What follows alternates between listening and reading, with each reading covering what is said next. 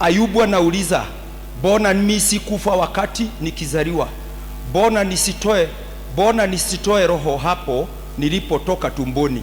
Angalieni, bona mimi sikufa wakati nikizaliwa, bona nisitoke roho hapo nilipotoka tumboni?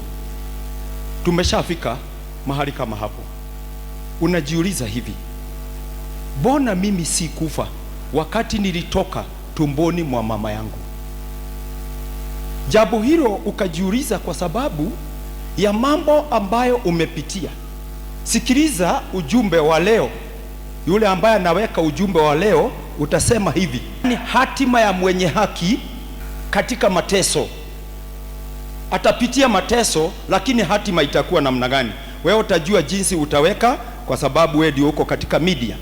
Kwa hivyo jambo hili ya kwamba bona mimi sikufa wakati nikizaliwa, bona nisitoe roho hapo nilipotoka tumboni, Biblia inatuambia vizuri sana ya kwamba alikuwepo Ayubu. Ayubu katika Biblia inatuambia ya kwamba kuna jambo tunalijua kuhusu Ayubu, ya kwamba ni mtu ambaye alikuwa mtakatifu. Unajua, tumezoea kusema mtakatifu mtakatifu, mpaka tumezoea inakuwa tu ni kitu tunasema tu, ambayo it is not even registered in our mind. Tunasema tu utakatifu, hatuangalii ni utakatifu wa aina gani. Ayubu akawa mtakatifu. Biblia inatuambia ya kwamba wacha utakatifu wake yeye mwenyewe, mpaka alikuwa anaadhiri utakatifu wa watoto wake. Wakati walikuwa wanafanya sherehe zao, Biblia inatuambia ya kwamba Ayubu angeenda hata kushiriki na wao. Akishiriki na wao, anahakikisha ya kwamba amewatolea dhabihu, na akiwatolea dhabihu ili kusababisha utakatifu katika maisha ya watoto wao. Ayubu tunaambiwa ya kwamba alikuwa tajiri mkubwa sana. Ng'ombe, kondoo 7,000, ngamia 3,000, ng'ombe 500, punda 500, na pia watu wengi na watumishi wengi sana waliokuwa wakiwa pamoja naye, hata watumishi wake. Hivyo ndivyo Ayubu alikuwa. Na hili jambo linatuchanga moto, linatuambia the servant of God ought not to be poor. Sometimes tumejikuta katika umaskini. From Abraham, from Job, God's servant hapaswi kuwa maskini. Hata kama tunapitia mambo magumu, lakini Biblia huwa inatuonyesha kabisa ya kwamba kama wewe ni mtumishi wa Mungu, you are not supposed to be poor. Hupaswi kuwa maskini. Lakini kinyume ni kwamba Ayubu, bali na kuwa tajiri kiasi hicho, nitajaribu kuwa brief, akapitia mambo magumu.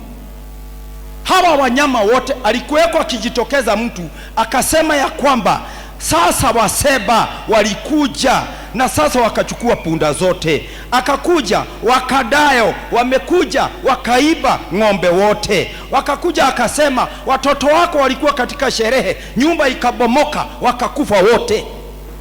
Na mwisho Ayubu akawa hana chochote, spua. Na baada ya hapo yameadhiri wengine, yakamuadhiri. Biblia inatuambia yakamuingilia yeye mwenyewe. Sasa hali yake ya afya ikaharibika, akawa ni mtu wa kukaa kwa vinonda. Nilikuwa ninafikiria ya kwamba huyu mtumishi wa Mungu Ayubu aliweza kukaa mbele ya watu, ama alianza kujificha? Kwa sababu hata nguo angevaa namna gani, ilibidi mtumishi wa Mungu katika utakatifu wake aanze kujificha. Anajificha ili ashughulikie hali yake. Ni mara ngapi hata utaki watu wajue hali yako? Ni mbaya sana. You know, si kila kitu watu wanakuja kusema ninapitia hii. Mambo mengine wengine wananyamaza kwa sababu ni magumu. Hata wataki bishop ajue, jambo ambalo wakati mwingine pia hatuwezi sema ni nzuri, lakini ni magumu. Na kuuliza hivi, kulingana na funzo hili la Ayubu, ni nini ulifanya? What did you do? Are you righteous? Ndio upitie haya mambo. Na jambo hili nasema hivi, limechukua muda sana, tangu ukiwa miaka 20 mpaka saa hii. Hili jambo limechukua muda sana. Kumehubiriwa, unatoka hapa umewekelewa mikono. Kuna wakati nilikuwa nafikiria kuhusu hili neno, nikasema sijui hata kama tuwe tukiwekelewa mkono mara mbili sasa, kwa sababu kuna mambo mengine yanahitaji uwekelewe mara mbili. Progressive, ile progress tunasema itoke hatua hapa iende hapa. Mara ya kwanza unaona nini? Watu kama miti. Ni nini unaona? Ongea ukweli. Watu kama miti. Usianze kusema nimepona. Unajua shida yetu, unawekelewa mkono mara ya kwanza, unasema nimeona Mungu. Sema ukweli. Naona watu kama miti. Unawekelewa mara ya pili sasa. Unaulizwa unaona nini? Nimeona vizuri. Tuende progressive sasa. Tunaweza toka hiyo hatua, unawekelewa mara ya pili. The other time niliona tunawekelewa mara ya kwanza, tena mara ya pili. Mara ya pili nikafungua macho nione huyu mhubiri vizuri anafanya nini. Sikuombewa, nimefunga macho. Nikafungua macho. Nikiwekelewa mara ya pili sasa. Toka hatua hiyo tuende hiyo ingine. Kwa hivyo Biblia inatuambia ya kwamba Ayubu akapitia haya mambo. Sitaenda detailed, lakini sikilizeni hapa. Wakati unapopitia haya mambo, sauti zingine zinaanza kukuja, sijui kutoka wapi. Unaweza kuta sauti zingine zinaanza kukuja, sauti ambazo hazina hekima. Biblia inatuambia ya kwamba kulikuweko na kijana mmoja alikuwa anaitwa Bildad. Bildad angesema jambo kama hili, ya kwamba watoto wako walikufa kwa sababu wewe kulikuwa na dhambi. Elifasi akasema ya kwamba wewe umefanya dhambi ya siri. Zofa akasema ya kwamba wewe unahitaji punishment kubwa sana. You deserve worse punishment. Job, you must be guilty. Lazima uko na dhambi. Hao ndio marafiki. Hivyo ndivyo walikuja. Hivyo ndivyo washiriki, ndivyo walikuja. Washiriki wa Ayubu wakiwa hawana wisdom, wanaongea mambo hawajui.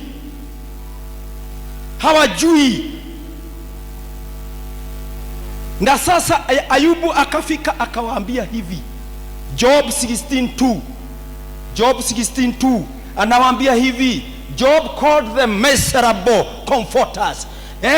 Wafariji wenye kutaabisha. Job called them miserable comforters. What are you telling me? Miserable comforters, wafariji wenye kutaabisha.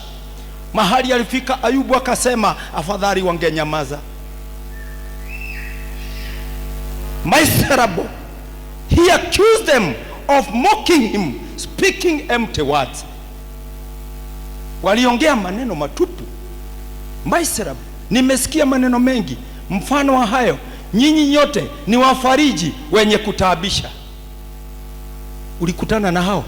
Did you meet them? They spoke without knowledge. Did you meet them? Biblia inatuambia hivi. The Bible tells us. It came to a time. Ikafika wakati.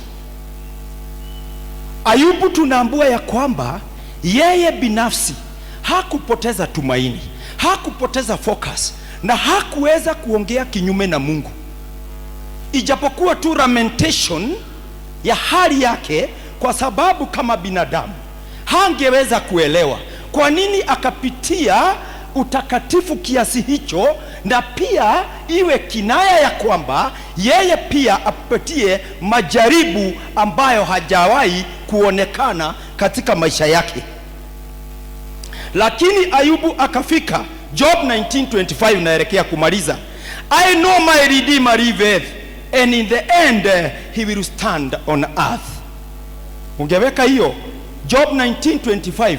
I know. Akafika mahali sasa. Hapa ndio hekima kubwa sana. Sijui nani atafika hapa hii hekima. I know my Redeemer liveth.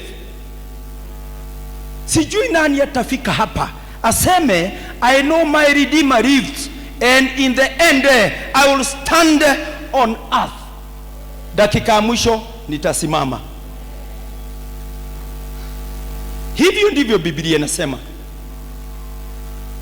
Nikienda kukamilisha, Biblia inatuambia hivi: wale marafiki wa Ayubu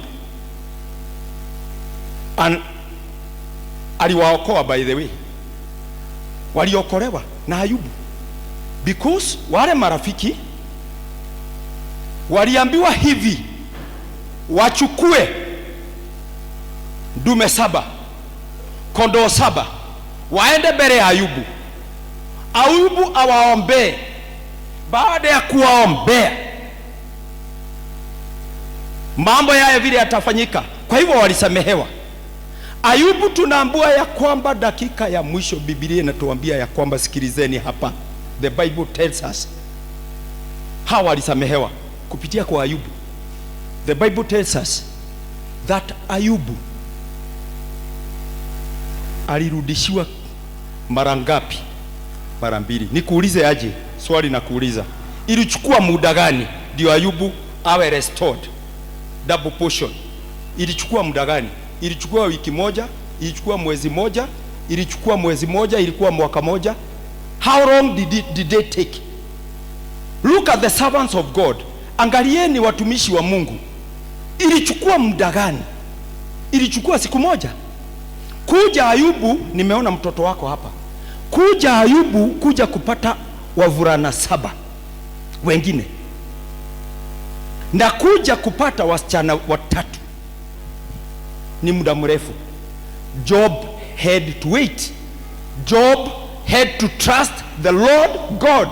Job had to know that his Redeemer liveth. Lazima angejua hivyo. Lazima angejua hiyo wisdom. Lazima angejua ni wakati gani wa kuongea na wakati gani wa kunyamaza. Ndio anasema hawa marafiki zake kama wangejua wangenyamaza, kwa sababu wangenyamaza wangeonyesha wisdom.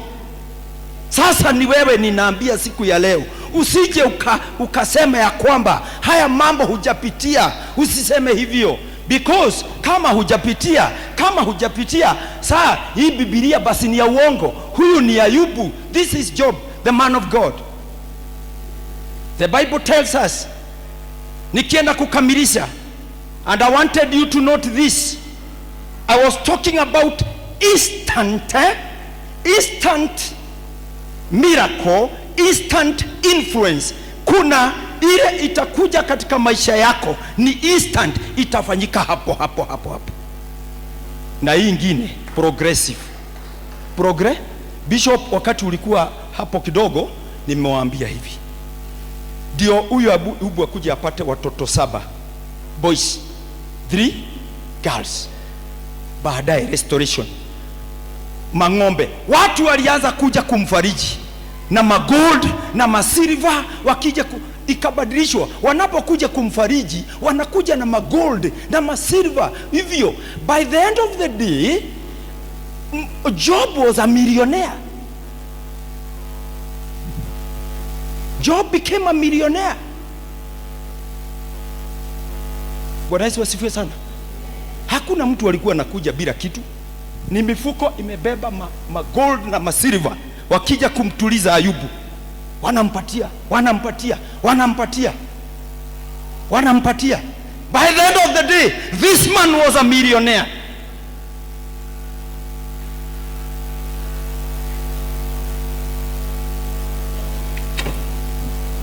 Nimemaliza Bishop.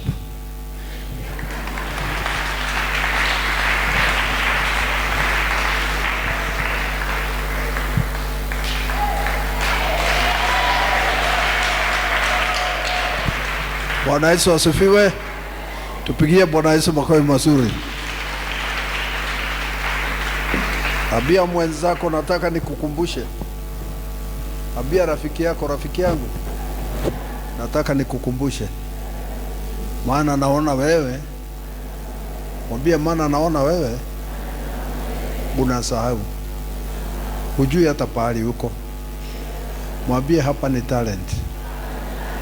Mwambie hapa ni talent. Najua zamani walisema asiye na mwana aelekee ji. Sasa kama wewe huna talent utakuwa na shida. uombe Mungu akupatie kipawa chako ili